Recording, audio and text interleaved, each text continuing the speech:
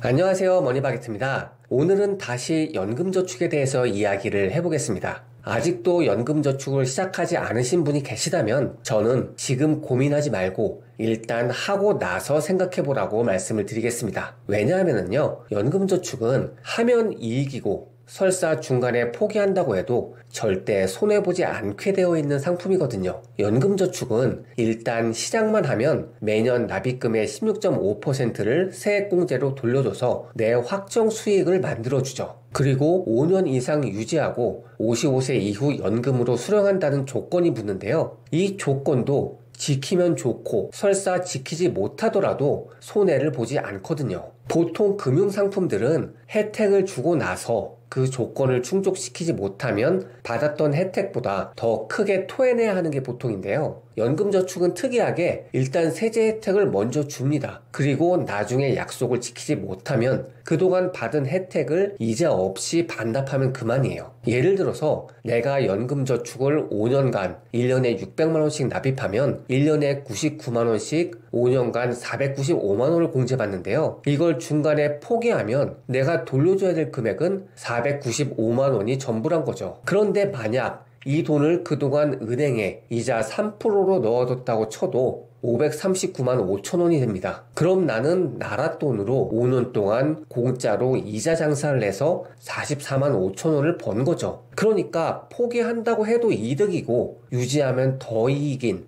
참 기묘한 상품이죠. 그래서 연금저축은 고민하고 나서 시작하는 게 아니에요. 일단 시작한 다음에 고민하는 겁니다. 그럼 대체 연금저축이 뭐길래 이렇게 파격적인 조건을 내거는지 그 이유가 있을 거잖아요. 그건 대한민국이 처한 상황 때문이에요. 연금이라는 건 원래 생애 구간과 소득 구간의 불일치를 해결하기 위해 나온 겁니다. 지금 보시는 게 1인당 생애 주기 소득을 그래프로 바꾼 건데요. 20대에 첫 소득이 발생하고 연차가 쌓이면서 점점 버는 돈이 많아지다가 43세가 되면 정점을 찍고 감소하죠. 그래서 61세가 되면 소비하는 금액보다 소득이 적어지는 구간으로 진입을 하게 되고요. 이때부터는 과거 흑자 구간에서 벌어둔 돈으로 살아야 돼요. 그래서 정부가 이걸 개인이 아닌 국가 영역으로 확장을 해서 현재 흑자인 세대에게 돈을 걷어서 적자인 세대에게 주고 현재 세대가 적자 세대가 되면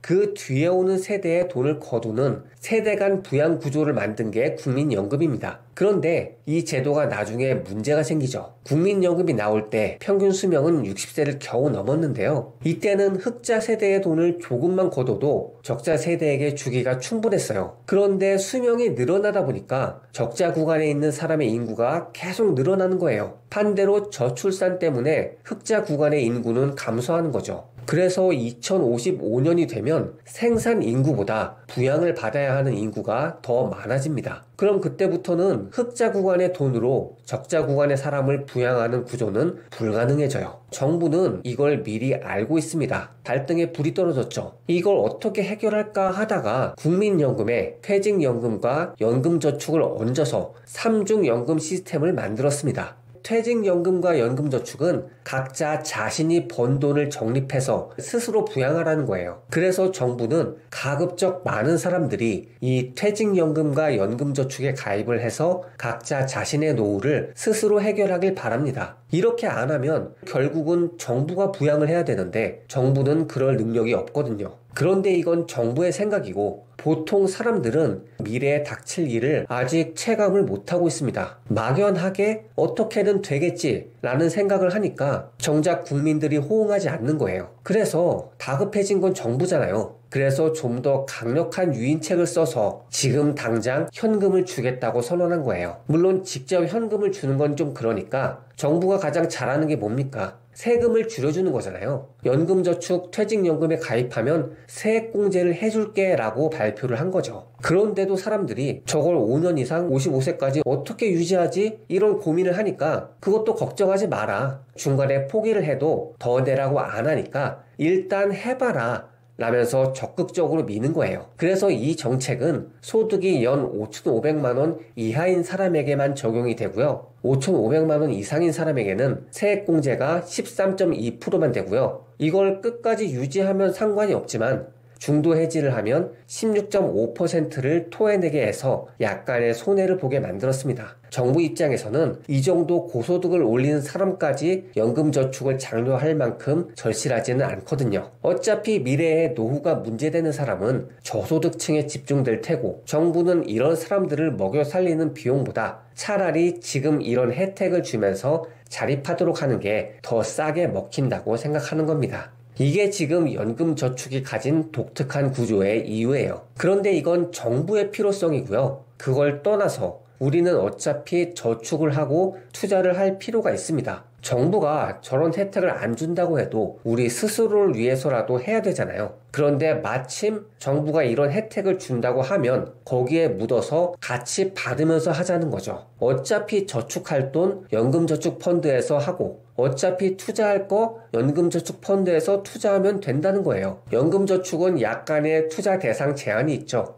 ETF와 펀드에만 투자할 수 있는데요. 이것도 요즘은 ETF가 워낙에 다양하게 나오다 보니까 내가 원하는 거의 모든 투자 상품을 ETF만으로 다 할 수 있게 돼 있어요. 예금을 원하면 금리형 ETF에 투자하면 되고 채권을 원하면 채권형 ETF가 있습니다. 국내 주식은 국내 투자 ETF, 해외 주식은 해외에 투자하는 ETF가 있죠. 하지만 레버리지나 인버스 같은 파생 상품은 투자가 불가능합니다. 어차피 노후 대비용 장기 투자 계좌이기 때문에 저런 단타용 ETF는 취지에 맞지 않다는 거죠. 그래서 내가 어차피 노후 대비할 거 정부랑 약속만 하면 정부는 잘했다고 세액공제를 해주고 내 입장에서도 장기간 투자할 의지가 부족했는데 이런 혜택을 받고 나면 그 혜택을 지키기 위해서 좀 더 잘할 수 있는 동기가 부여되거든요. 누구나 장기 투자를 해야 된다는 건 알지만 잘 못하잖아요. 이걸 연금저축펀드라는 제도권에 자신을 묶음으로써 더 쉽게 해낼 수 있는 거죠. 그리고 또 한 가지, 과세이연이라는 혜택도 무시할 수가 없는데요. 국내 주식보다는 해외 주식이 수익률이 더 높다는 건 다들 잘 아실 겁니다. 그런데 해외 주식에 투자하면 정부 입장에서 볼 때 그만큼 국부가 유출되는 거거든요. 그래서 해외 투자 수익에 대해서는 국내보다 높은 22%의 세금을 과세합니다. 그런데 연금저축으로 하게 되면은 이건 노후를 대비하는 상품이기 때문에 정부 입장에서도 수익을 많이 내는 게 중요해요. 당장 이 세금을 걷는 것보다 수익을 높여서 정부 부담을 덜어달라는 거예요. 그래서 연금저축으로 투자한 모든 수익과 배당금에 대해서는 세금을 다 면제해주고 나중에 연금으로 수령할 때 연령에 따라서 저율로 과세하겠다는 겁니다. 과세이연의 장점은 지금 세금으로 나가야 할 돈이 그대로 계좌에 남아서 복리로 투자되기 때문에 그만큼 투자 시드가 더 커지고 자연스럽게 수익도 많아지는 거죠. 처음에 액수가 적을 때는 이게 별거 아닌 것 같아요. 하지만 투자 기간이 10년 이상 넘어가게 되면 이렇게 과세되지 않는 돈이 원금보다 더 커지고요. 나중에는 세액공제를 통한 혜택보다 과세이연을 통한 혜택이 더 커지게 됩니다. 이건 장기 투자자라면 다들 공감하실 거예요. 그래서 가장 바람직한 노후 대비 방법이라면 흑자 구간일 때 돈의 일부를 연금으로 적립을 하고요. 가장 수익률이 높은 해외 ETF에 장기간 해서 연금저축이 주는 혜택을 최대한 끌어모으라는 겁니다. 그렇게 하면 나도 이기고 정부도 이기는 같이 승승하는 구도가 되는 겁니다. 연금저축은 퇴직연금까지 합쳐서 1년에 최대 1,800만원까지 납입이 가능하고요. 이 중에 세액공제가 가능한 금액은 연금저축이 600만원, 퇴직연금까지 합치면 900만원입니다. 연소득이 5,500만원 이하라면 16.5%의 세액공제를 해주고요. 5,500만원 이상이라면 13.2%의 세액공제를 받을 수 있죠. 만약에 납입한 금액을 출금해야 할 일이 있으면요, 세액공제 받지 않은 투자금, 원금, 예를 들어서 1,800만원을 납입하고 600만원의 세액공제를 받았다면 세액공제 받지 않은 1,200만원 금액에 대해서는 자유롭게 출금이 가능한 겁니다. 세액공제 받은 금액 그리고 운용 수익까지 출금할 때만 16.5%의 혜택 반환이 적용되는 거죠. 그리고 연금저축에 납입만 해도 거기서 어떤 상품을 구입하거나 운용을 안 해도 세액공제 혜택은 받을 수 있습니다. 하지만 여러분은 돈을 장기간 넣어둘 거기 때문에 이걸 그냥 놀리면 안 되잖아요. 예전에는 연금저축을 하면 주식 투자를 해야 된다는 생각 때문에 그냥 은행에 넣어두겠다라는 분도 계셨는데요. 지금은 금리형 ETF가 등장해서 ETF를 예금처럼 할 수 있기 때문에 내가 아직 주식 투자에 대해서 거부감이 있다 하시는 분들은 일단 예금 이자만 받으면서 연금저축펀드를 하시고 그 다음에 서서히 투자 공부를 하면서 주식형 ETF로 넘어오시면 돼요. 금리형 ETF는 관련 영상을 참고하시면 되고요. 그래도 이런 걸 망설이시는 분이 가장 많이 하는 말이 나중에 이 돈을 써야 할 상황이 오면 어떡하냐는 거예요. 하지만 제가 말씀드렸잖아요. 세액공제 받지 않은 원금은 자유롭게 출금이 가능하다고요. 그럼 1년에 최대한 묶이는 돈은 600만 원이고요. 웬만해서는 이 돈을 써야 할 일이 없을 거고요. 또 없어야 정상이에요. 좀 세게 얘기하자면 이 정도 돈도 미래를 위해서 적립을 못 해둔다면 내 라이프 스타일 또는 재정 구조에 문제가 있는지 점검을 해보셔야 돼요. 나중에 이 돈조차 써야 할 상황이 올 확률보다 나한테 60세가 올 확률이 훨씬 더 높습니다. 60세 이후에 내가 인생을 안 살 게 아니면 이 정도 금액은 그냥 무조건 하셔야 되는 거죠. 이 돈은 미래에 내가 쓸 남의 돈이라는 마인드를 가지셔야 돼요. 600만 원이면 한 달에 50만 원인데요. 이 정도의 돈은 지금 내가 더 쓴다고 해서 삶의 질이 크게 좋아지지 않습니다. 하지만 같은 돈을 미래로 넘겨두면 노후 3, 40년의 삶의 질이 크게 달라져요. 젊었을 때 적립하면 그 돈에 시간이라는 가치가 부여됩니다. 우리가 앞으로 55세 연금을 수령하는 시점이 될 때까지 이 돈은 일을 하게 돼요. 해외 ETF의 대표적인 미국 S&P 500 ETF는 1년 평균 10% 상승하고요. 또 잘 찾아보시면 그 이상 상승하는 것들도 많이 있습니다. 그래서 예를 들어 지금 30살인 분이 매년 세액공제 한도액인 900만 원씩만 적립해도요. 매년 148만 5천 원씩 돌려받으니까 실투자 금액은 1년에 751만 원이죠. 그럼 한 달에 62만 원이에요. 이 돈을 S&P 500 ETF에 10년간 적립식 투자를 하면 1억 2,600만 원이 됩니다. 그리고 이때부터 더 적립을 안 하고 가만히만 둬도 10년이 지나면 3억 2,800만 원이 돼요. 수익률이 10%면 7년이 지날 때마다 2배씩 늘어납니다. 그래서 내가 남은 시간이 7년이 더 있다면 6억 5천만 원이 넘게 되겠죠. 그리고 이때부터 수익금의 8%씩 매년 꺼내서 쓴다고 하면 1년에 2,620만 원씩 한 달에 218만 원의 수익이 들어오는 거죠. 그리고 나머지 2%의 수익을 재투자로 적립을 하면 매년 물가 상승률만큼의 수익이 늘어나서 평생 삶을 보장받는 거예요. 국민연금이 발표한 부부 기준 최소 생활비가 194만 7천 원이고요. 적정 생활을 하려면 267.8만 원이 필요하다고 나와요. 그 대부분의 돈을 연금저축펀드로 해결할 수 있는 거죠. 여기에 국민연금까지 더해지면 노후 생활비 해결은 끝나는 거예요. 물론 이게 과거 평균 상승률이기 때문에 매년 이렇게 되지는 않을 거예요. 하지만 S&P 500 ETF의 10% 상승은 지난 80년간의 평균이고요. 나에게도 투자 기간이 길면 길수록 이 평균에 수렴하고 오차 범위가 줄어들기 때문에 여러분이 가급적 빨리 시작해서 투자 기간을 최대한으로 늘려야 그만큼 노후가 더 안정되는 거예요. 특히 지금 20, 30대라면 국민연금조차도 떨어져 나갈 가능성이 커요. 하지만 20, 30대는 남들보다 더 많은 시간이 남아있기 때문에 지금 빨리 연금저축에 가입해서 시작을 하시면 그만큼 노후가 더 풍족해질 수 있는 기회가 있습니다. 그래서 지금 보면 이게 정말 작은 돈이잖아요.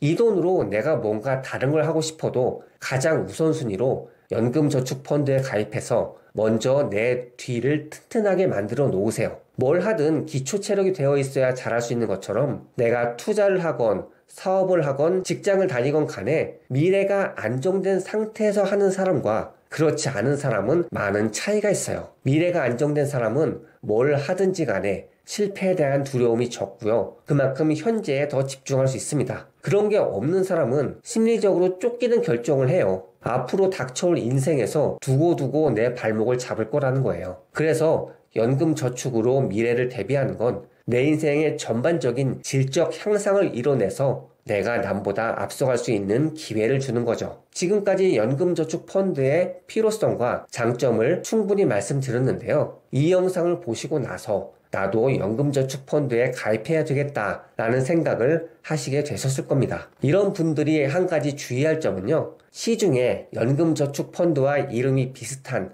연금저축보험이라는 상품이 나와 있는데요. 이건 증권사가 아니라 은행이나 보험사가 판매하는 상품입니다. 연금저축펀드는 내가 직접 상품 운용을 하는 거지만 이건 보험사가 대신 투자를 해주고 최저 보증 이율 같은 걸 내세워서 굉장히 편리해 보이긴 하지만요. 남의 투자를 대신 해주는데 가장 중요한 건 원금을 잃지 않아야 되는 거잖아요. 그래서 거의 대부분 예금이나 채권 수준의 운용만 하고 있어요. 그래서 이런 상품들을 보면은 공시 이율이 은행 이자만도 못한 수준이에요. 그냥 내가 은행 예금을 하는 게 낫죠. 그러면서도 사업비 명목으로 원금의 5% 내지는 10% 이상까지 떼어가기 때문에요. 사업비를 내고 거기서 이자를 받아봐야 아무리 오래 투자해도 가입자 입장에서는 은행 이자만도 못한 수익이 나오는 게 현실입니다. 이건 모 보험사의 연금 선전인데요. 10년 동안 60만원씩 납입하고 15년 거치를 해두면 환급률이 153.8%니까 수익률이 좋아 보이지만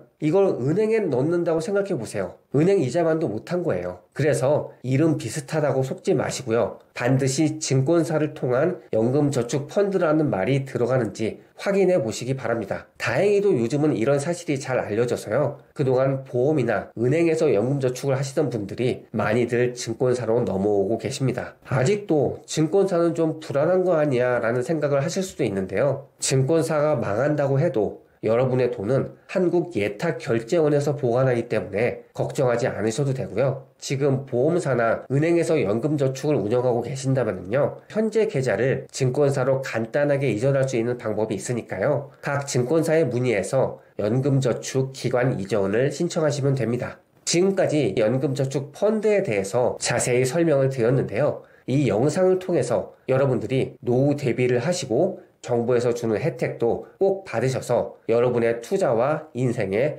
많은 도움이 되었으면 합니다. 오늘 영상 여기까지였고요. 구독과 좋아요 모두 감사합니다.